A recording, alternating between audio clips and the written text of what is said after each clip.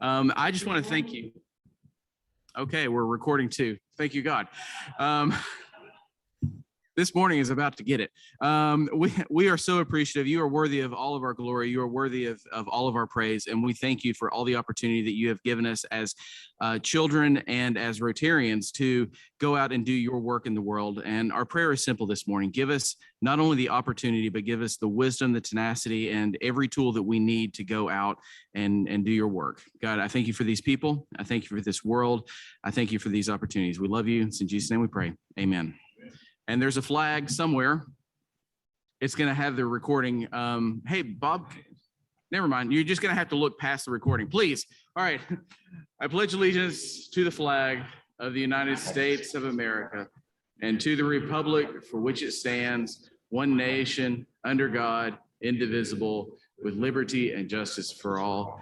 And let me take this opportunity to say, I need some help in the AV team. Please, somebody volunteer. You can tell this is not going so well right now. Okay, thank you. Kind of hard to be in two places at one time, huh? All right, we're going to go ahead and do our four-way test, right? Service above self and the four-way test are foundational truths that Rotarians subscribe to. So the four-way test of the things that we think, say, and do. First, is it the truth? Second, is it fair to all concerned? Third, will build goodwill and better friendships. And fourth, will be beneficial to all concerned. Wonderful. Okay, well, we have some announcements coming up on our attendance.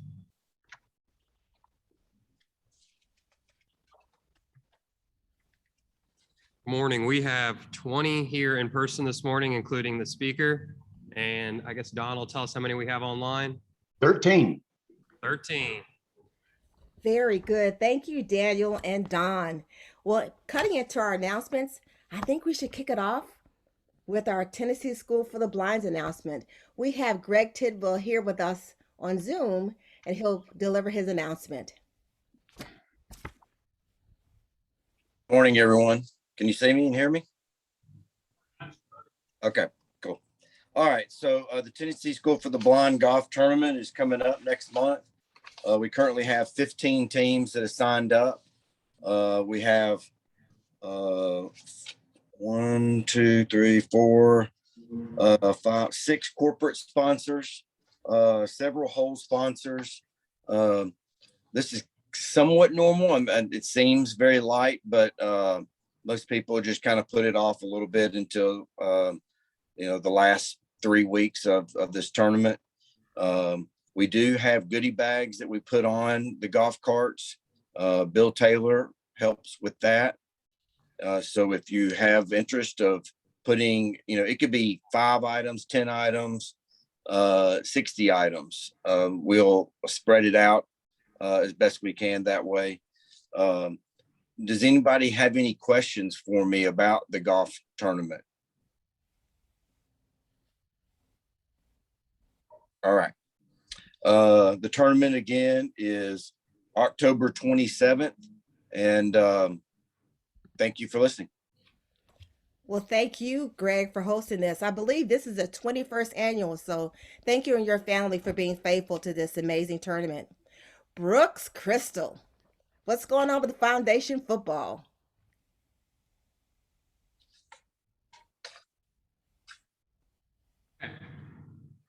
So yes, Foundation Football is in full force right now. If you have not gotten your teams in, we might extend it to the end of this meeting. You can still get your pro team and your college team in, but we have, Judy, are you on? Yes, I'm here. How many players do we have? What did I say, 26? Is that what I saw? 28. 28. Okay, so there's a few more still to be done. If you have questions, ask Judy. All right, but right now, the fun thing is after having our first NFL weekend and now 2 to 3 NCAA games, we have our legitimate top 5 and bottom 5. Mr. McMurtry is awesome at $28.50 right now. Go him, Mr. Barnett, I'm sorry to say. And funny, they're both sitting at this table right over here. Mr. Barnett has contributed a whole $1.30. Let's give him a hand for that, please. And we'll keep this up, and we'll report some teams here pretty soon too. All right, that's it. Thank you, Brooks. Thank you, Judy.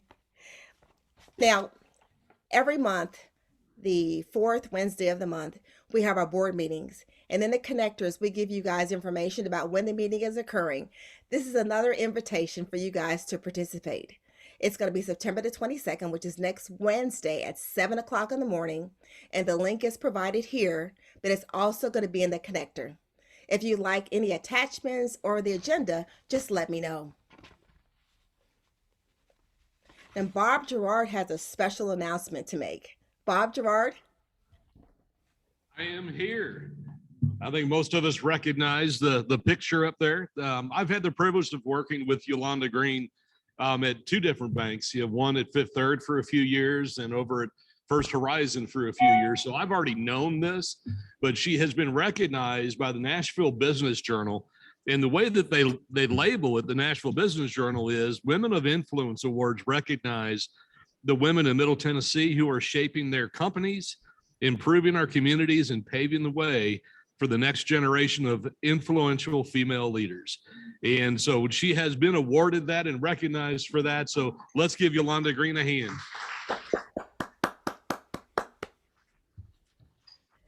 Yolanda, do you have any words to share?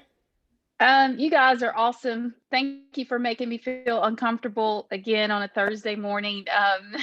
But that was such a really big honor. I am truly humbled. There were a lot of amazing women that were part of that process, and just to be standing along them was just remarkable, and very, very humbling. So you guys are the best. I'm normally traveling kids in the morning and shuffling at 7 o'clock. My teenager in 8th grade's looking at me like saying, let's go. I got to get in the car. So I'll get back off of video, but thanks for always supporting me. And gosh, I can think it's been about 10 or 12 years I've been part of Rotary and loved every minute of it. So thank you so much. And you guys are the best. Well, thank you, and keep on influencing, Yolanda. Have a great day. So we're going to end our announcements with an update. Congratulations, Rotarians. We have hit a milestone with our international house build in Jamaica. Building to change lives is our mantra. And what we're doing for Jamaica in November or December is going to be our early Christmas present, Don. Let's show them the before and after. So the shanty house in the left bottom corner is what a typical house looks like. The land is owned by the new homeowners, but they don't have the resources to pay to get the new house. Our budgeted amount for this project was $5,000. That check and another amount of $1,400 is going to be sent to Feed the Poor in Jamaica. Be excited about what's to come in the future, because we're going to share either the link for the build or a video of what happened. Thank you again for contributing to our international project. Well, Brooks, I'm going to turn the meeting back over to you to introduce our speaker and kick off this portion of our meeting.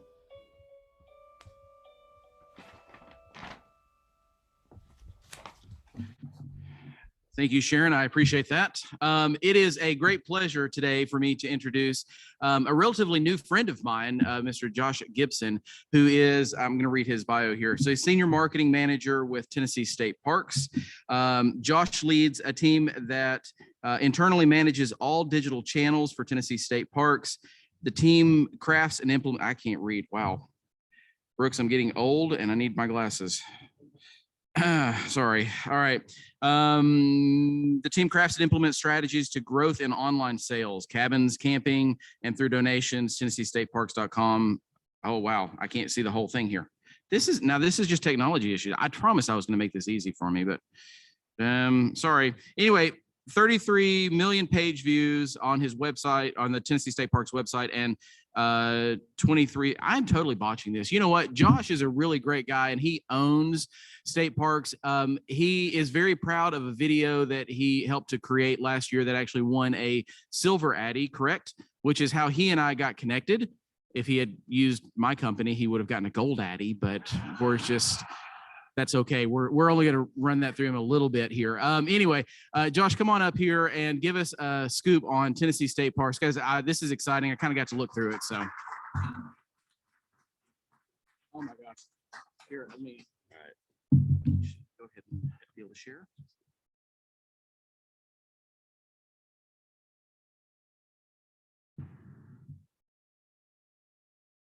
Here.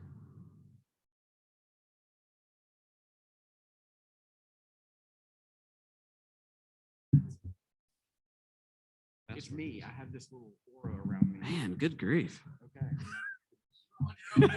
All right. Can everybody hear me? Test video. Okay. Thank you so much for the opportunity to come join you all today. If you give me 1 second, I want to set my timer so that I don't go over on you. Here we go. Starting. All right.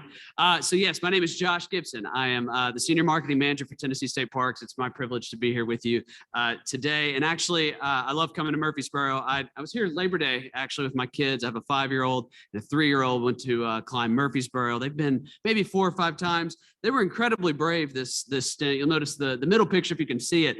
My youngest daughter, the 3-year-old, finished the highest route there. And she was very excited. I was very surprised. So love your community. I'm actually, as my bio said, I'm an alma mater of MTSU. And so, you know, I really feel like I found the outdoors during my time at MTSU. My dad was a military guy. He ex-military when I was old enough to do something like Scouts, and he was pretty well over the whole sleeping in the woods thing. So we didn't really do a lot of that. And you know, I grew up hunting and fishing with my grandpa. But anyway, it was really when I moved to MTSU, started getting involved in college ministry and the outdoor pursuits program that I really discovered both the beauty of Middle Tennessee and also just an affection for the outdoors, rock climbing and hiking, and you went to Yellowstone with friends in college. So really enjoyed my time there, which you know, set me up well for my time in my current role. I've spent the last 6 years with Tennessee State Parks and kind of progressively growing digital marketing experiences there. And you know, last year was a phenomenal year for us, and I'll talk more about that, but had some really great experiences, visited all 56 state parks in the first 4 months. You know, I've been able to take my kids there. It's been really fun for my family. What's interesting to me in thinking about coming here, speaking to a Murfreesboro group in Rutherford County, is that role that MTSU played in my life. I don't know if you know this, but 79% of MTSU graduates stay in Tennessee. Okay.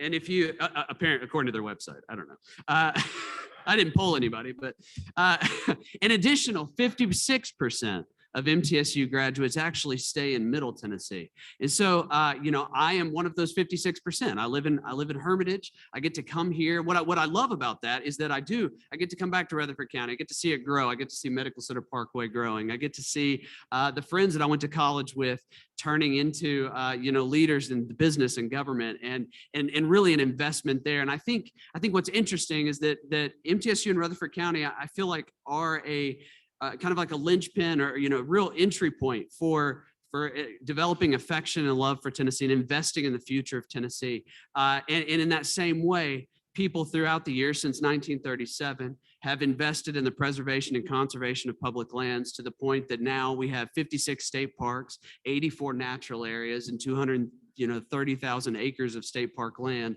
that you all can get out and enjoy, which is awesome. So, you know, as I think about that, I think about some of the places that are close by to your area. And I realize that Tennessee State Parks, and you may not realize this, so I want to share it with you, there's a huge economic driver for Tennessee, especially tourism. Later today and tomorrow, I'll be going to the tourism conference over at the Embassy Suites here. It's actually the statewide tourism conference is here this week. And they're going to talk about this stuff. $1.84 billion in economic impact directly and indirectly through the state parks that are here. $110 million generated directly in state sales taxes by your state parks, which is awesome because our budget's only like 100 million. So we made the state $10 million last year, which is great. We also contributed 22 million to local county taxes, which is great. So that's occupancy taxes and the things that go to schools and education and hospitals and healthcare in local communities. Which is great. So Tennessee State Parks is an important part of Tennessee's overall economic health and success. But now you're probably going to tell me, Josh, there's not actually a state park in Rutherford County. So you guys did not get any of that $22 million. And I realized that. So I want to talk about that for a second, because that's obviously a sticking point for some people, that there's not one here. But there are two things that I want to focus on today: the effect that Rutherford County has on state parks and the benefit that state parks provide Rutherford County. Rutherford County is a huge part of Tennessee's economic success. Last year, it was the number 4 ranked Tennessee city in terms of online sales. It sent Murfreesboro sent $600,000 in online sales to Tennessee state parks. If you were to look at August of 2021, Rutherford County yielded about $90,000 in booking sales for us, so cabins and campsites. If you were to extrapolate that across all 95 counties, you're talking about $8 million in a month, right? And if you extrapolated that across 12 months, you would be looking at a substantial amount of money. What's that, $96,000? I don't know. Math wasn't my major. But whatever that is over 12 months is almost our entire budget. Now we only bring in about 50% of our budget each year, right, in revenue, because we have a lot of parks that have no revenue opportunity, but we do generate about $40 million. And if you think about the impact just in the 1 month that Rutherford County and then Murfreesboro in a year has, like, it's substantial, and you're one of the key drivers for our success. Now you do have 3 state parks that are on your border. And I don't know if you can see this, and I don't have a pointer, but we've got Long Hunter and Mount Juliet, which is, I mean, you could like throw a rock at it from the edge of your county border. You've got Cedars of Lebanon up 231 in Lebanon, and then you've got Henry Horton and Chapel Hill. All 3 of those are big for your community. So Long Hunter, sorry, there's a little bit of a delay here. Cedars of Lebanon and Henry Horton, which also has a golf course if anybody's into golfing. I already mentioned Old Stone Fort, which is in Manchester. You've got Henry Horton and Timms Ford have golf courses. You've got Edgar Evans. Timms Ford is in Winchester, Tennessee. Edgar Evans is in Silver Point on Center Hill Lake. South Cumberland, sorry for all the brightness, but this is imagine a beautiful gorge with the sun coming over and setting on the edge of the horizon there, and this beautiful viewfinder here, which actually is it's a colorblind device that allows people who've never seen fall color to enjoy it for the first time. It kind of transforms. It's got special lenses inside. So imagine all that in what is not very clear on the screen. At the end of the day, you have 14 state parks that are within 50 miles of Murfreesboro. So the Department of Tourist Development would consider a tourism trip to be 50 miles or more. So if you look at that radius, you have 14 parks that range from anything like Radnor Lake and Long Hunter, which are day use and natural area, kind of beautiful places, to Timms Ford, where you've got cabins and golf courses. And you really, if you extend just like another 10 miles, you've got Fall Creek Falls, and you've got like really truly some of the most amazing assets that are in our entire system are within 50 miles of you all. And I would venture to say this might be the only place in the state that looks like this. I mean, there's a state park within an hour of everyone in Tennessee, but there aren't 14 state parks within 50 miles of everybody in Tennessee. So you really do have an awesome opportunity there, which I think is important because while Rutherford County and Murfreesboro are important to the health of Tennessee state parks are important to the contributing to the green space and the outdoor lifestyle and the kind of like social living components of what draws people to your community, right? So we may not be in Rutherford County, you may not be getting local sales taxes, but it's part of the reason. The beauty of this area is part of the reason I came from Memphis to MTSU. I mean, Memphis is flatter than this room. I came here, it was beautiful. And then as I got more and more into the outdoors, did I realize just how beautiful this area is. It is a reason that people settle here for school. It's a reason people want to have their families here. The ability to get outside and connect with nature, to spend a night under the stars, to get out on a trail is probably not easier in any other area, except maybe if you lived in the middle of the Smoky Mountains, than it is right here in Middle Tennessee. And I can't think of a year or like an 18-month period where that was more important to people's lives and their mental and their physical health than in the midst of a global pandemic, right? Like we saw absolute increase in visitation, increase in cabin nights sold, camping nights sold. Like I've got a picture here. This is from Tim's Ford. In October 2020, we sold the most number of camping nights that we've ever sold in the history of state parks. And July 2021 comes in number 2. Like people are still doing it. It wasn't just a one-off thing. Like there's some cultural and some habit changes that are happening that we're really excited about. You also had cabins. So cabin sales last year, in July 2021. So, again, 18 months into the pandemic or whatever, July 2021, we sold the most cabin nights that we've ever sold in the history of Tennessee state parks. People are getting out, they're enjoying what we have to offer, and that's helping in-state sales taxes. That's helping these local communities, and that's improving the overall living and lifestyle view that Tennessee portrays in attracting businesses and attracting students and attracting residents to your communities.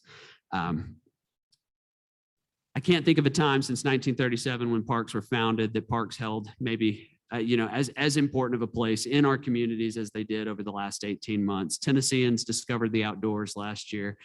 They continue to discover the outdoors, and we're really excited to see that. So I have 2 kind of closing things that I want to do. First, I want to give you some action steps. If you want to, so I don't assume that all of you use state parks, so I want to give you some action steps there.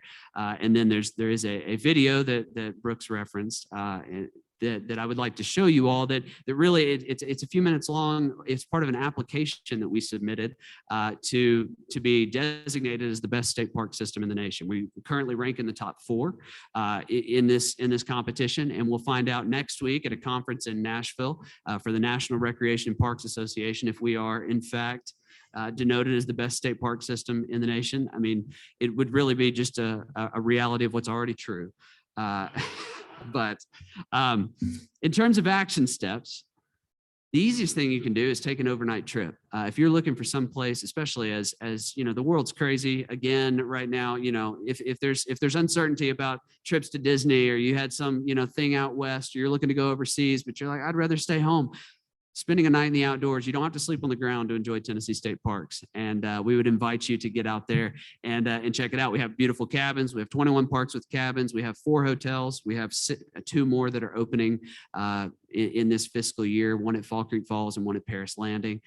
We've got 3,000 campsites if you are into camping. So do that. Everyone in this room should qualify for at least 1 discount. We have a Tennessee resident discount of 10%. We also have age, disability, veteran status, several different discounts that would even maybe make you eligible for a higher percentage off your stay. So we would love to have you. You can also volunteer at a nearby state park. Like we said, we had some in the local radius here. If you love Long Hunter, you love going to hike there. If you love Henry Horton, Old Stone Fort, Cedars of Lebanon, they're friends groups, they're nonprofits. They always need help from volunteers like you all. I do have a couple copies of the current and the most recent past issue of the Tennessee Conservationist magazine. And they're free for you to take if you would like one. But normally there's a subscription to those, and it's a labor of love as we try to educate the next generation of conservationists out there. And we have some holiday discounts where if you want to give those magazines as gifts to people this holiday season, we would obviously appreciate that. We don't make money on the magazine, but we're just trying to break even, honestly. And it's a great way to teach kids and college students and even just yourselves about what great conservation work's happening in the state. Then you can also give. Maybe you want to go beyond volunteering. Maybe you want to get out there and put your money where your boots are. We have opportunities for you to support programs and parks that you're proud of or especially passionate about. So if you're interested in any of that, you can always reach out to me, or you can find more information at tnstateparks.com/donate. So now, did I do okay on time? Yeah, I did. 13 minutes. Look at that. All right. So let me try to get the other video.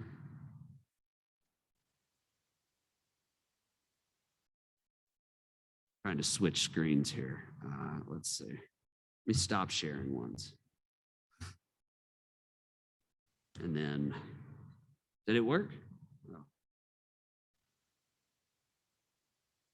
Oh. Yep. Okay. Not sure if Brooks could have produced this video in 10 weeks or 2 weeks, but we'll see. We'll see. Touche. All right. It didn't buffer all the way, so let's see if it works.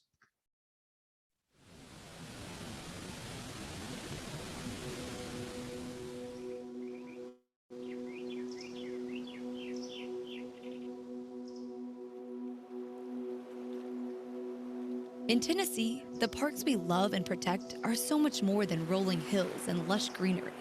Our parks are a place for disconnecting from life's worries and reconnecting with each other. With nationally recognized resources and world-class facilities, our 56 biodiverse parks are a home away from home for every person we serve. As a high-quality CAPRA-accredited park system, our staff are some of the best in the nation, and their wide variety of skills provide unique wow moments for each of our visitors.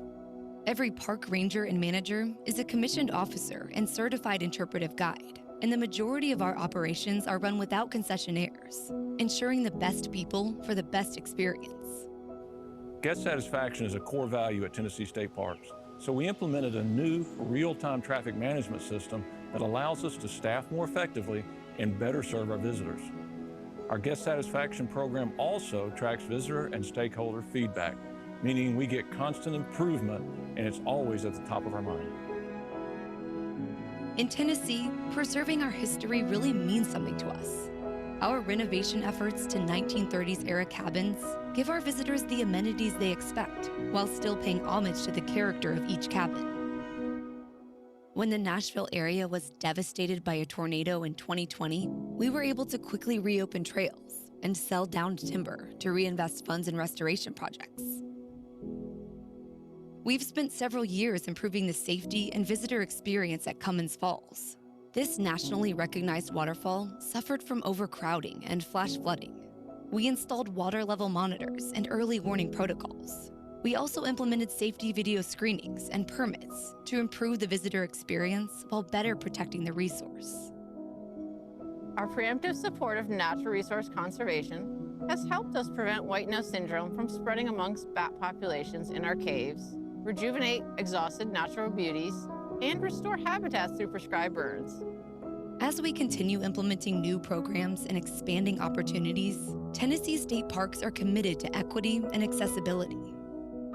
As one of only 7 park systems with no entry fees, we are committed to maintaining free admission and growing outreach to a new set of visitors. We're prioritizing partnerships with organizations like Abundant Life, who provide opportunities for minority groups to find community in the outdoors. Our parks are also a driving force for the economic development of disadvantaged rural counties. The focus of parks sending people to communities like ours has helped us move off the distressed counties list. Looking to the future, we're increasing literacy through early childhood intervention. We're offering outdoor classrooms, storybook trails, and partnering with our conservancy to provide transportation grants for underfunded schools. With public health at the forefront of our commitments, we work with local schools and healthcare professionals to promote nature as a mental and physical health resource. We're teaching children to love real food and encouraging our staff to live healthy, mindful lives. Like many park systems, we were inundated by people in search of safe activities during the pandemic. This drove the need for a short-term closure and reset period, which we used to develop procedures, purchase safety equipment, create signage, and prepare our visitors for a safe return to the outdoors. Parks shifted to virtual programming at the start of the closure to ensure we could still serve those in need. We reopened shortly thereafter, allowing Tennessee State Parks to serve as a refuge throughout the pandemic. When vacations were canceled, schools and gyms were closed, and we were all navigating a year of uncertainty, Tennessee State Parks were there, a place for disconnecting from life's worries, a place for reconnecting with each other, and a home away from home. Tennessee State Parks, for the love of Tennessee.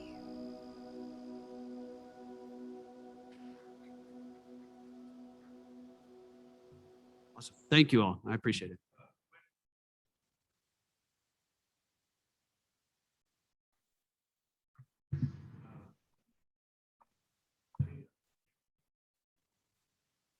In Rutherford County, have y'all ever researched on that or? I have not done any research on Okay. that. I'm assuming it could, but you've got private business there already, and then you've got Long Hunter on Percy Priest and Army Corps. So you've got a couple different public land management agencies, federal and state, and some individuals there as So well. Rutherford doesn't really need one yet there, I guess. Well, I mean, I didn't say that. All right. You can always ask for it. Gosh, what's the newest state park to open and what parks do you have in the works that are coming up? Okay. I don't know that I'm at liberty to say which ones are coming up. The three newest that have opened, they kind of opened in pretty close succession right before I started, were Cummins Falls, Seven Islands, which is just outside Knoxville. It's a state birding park. The female ranger that was speaking in this video was from Seven Islands. Cummins Falls was also in this video. And then Rocky Fork, which is about, I guess, 2 years ago, somewhat renamed after Lamar Alexander for his work in protecting that. It's a incredible wilderness in the Johnson City area. So those are the three. Underdeveloped, no real overnight at any of those. Hey, Josh, thanks for all the great work you guys do. We've got great parks and we're really all proud of those. So thanks a lot. Two questions. One is, tell me about what's going on at Cummins Falls. I've heard something about they're going to start limiting the number of people because it's being loved to death and also in charge of fee. And then also, when do you expect the end at Fall Creek Falls to open back up? Sure. Okay. Cummins Falls. So the video referenced it and kind of somewhat spoke to what was also referenced in the application. I guess a year and a half ago, we launched some permit fees there. It's the park is open. It's 100% open. You can park there. You can hike around. You can do that all for free, just like the other 55 state parks. To enter the gorge area, which adds about a mile of hiking upstream to the base of the waterfall, requires a permit. It's a fairly low fee. We've found from actual visitor experience that most people would even be willing to pay more for what it has done to that space. I think it's $6 a person to go and enter that gorge. And what it does for us is it gives us a name, a person. Like we start knowing, like, okay, we have 300 people down there. These are their names. And in the event of a flash flood, we've both limited the number of people that are down there. And then we also know, like, who's down there, because those are both issues that we had in the past. That there was some flood water that was shown in that video, and it was minutes that it flooded like that. And the last time there was a major flood there, it was just brown water coming over the side. And I think it was a 15-minute period. And it's not enough time to get out of that space. And so that fee helped us to do that. But so far it's been well received. It's gone from, 3,000 people on Labor Day down in a hole in the ground to, maybe 300 or 800, so it's decreased the number of people down there, but both improved the quality of the experience for the individuals and also better protected the resource, because it really was getting loved to death. There were dirty diapers, there were, all sorts of things down there that weren't fulfilling that side of our mission very well. So that's in place. And then Fall Creek Falls, we anticipate this fiscal year, our fiscal year is July 1 to June 30th. We anticipated opening. Sooner rather than later. It's looking substantially completed at this point. We need to hire, and that's just like everybody else. Staffing for hospitality right now is an issue. So we're in the process of doing that. I'm struggling to think of a time when we've had to totally rehire for a facility.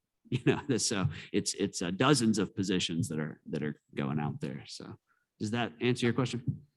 If I Zoom, is there anything, we can't see any chat questions. So if anybody wants to ask anything from Zoom world, that'd be a great time. Josh, I've got a question. Could you give us an update on the renovation and construction at Henry Horton? I know that talks are underway. I've not been involved in those talks. So the restaurant is coming along well. And yeah, I think there are community engagement moments I guess I should look here. Community engagement moments and opportunities at this point to determine, the best use of that park. We're really excited about the future opportunities there, and the park has already done a lot of great work to engage the natural assets that are there at the park. So we're really hoping that those overnight and restaurant accommodations can complement that well. Hey, Josh, one last question. I'm not a camper, but I'm interested in getting out. Can you tell me which of the 14 campgrounds in Tennessee has the highest nights of rental that I should consider going to? Oh, man. So there are 14 within 50 miles of you, but there are 36 that have what you would probably want to define as camping. There's some backcountry ones that I would probably not recommend for first time. But, I think, Fall Creek Falls and Harrison Bay stand out, really at the top of the list. If you were going to do one of those, I would certainly recommend Fall Creek Falls, just because you also have, I think 7 of the more prolific waterfalls in the state, in that park. So I'd probably try Fall Creek Falls first. Thank you. Of course. And sorry, last thing, I promise, Josh. The app. I think you should really talk about the app, and especially the passports aspect of the app, because that's been something that has been really good for our family as we've tried to start touring more parks in the last couple of years. Can you give a quick, brief overview about that? Sure. I'm just glad it works. So we do have a mobile app, iOS and Android, that you can download. It's a great tool to both find the parks nearest you, find activities that you might be interested in. It's free. And there is a component in there where we've taken what traditionally is a physical passport that you would get stamped. That still exists. Sometimes those are hard to find, so we've incorporated a badge component where when you enter the kind of the geofenced park boundary, you can earn badges as you go. I think Brooks now is up to what 2 parks at this point. Yeah. So you could catch him like tomorrow if you wanted to, but no, it's a great tool. It was really fun to pull together, and we've seen a lot of people using it to even plan their trips, not just for the passport side. So good. Thank you. Josh, thank you very much. All right. Well, thank you. Dr. I'm not exactly how to say this name. Oh, okay. Okay. So next week is St. Thomas Rutherford's coming to share. And yeah. All right. With that, I guess we are dismissed.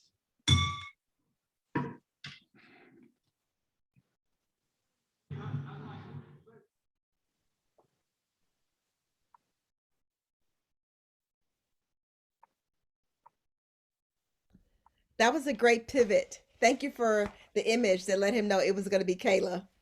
Yeah. I guess he didn't see it down at the bottom of his agenda, so I went ahead to go there anyway.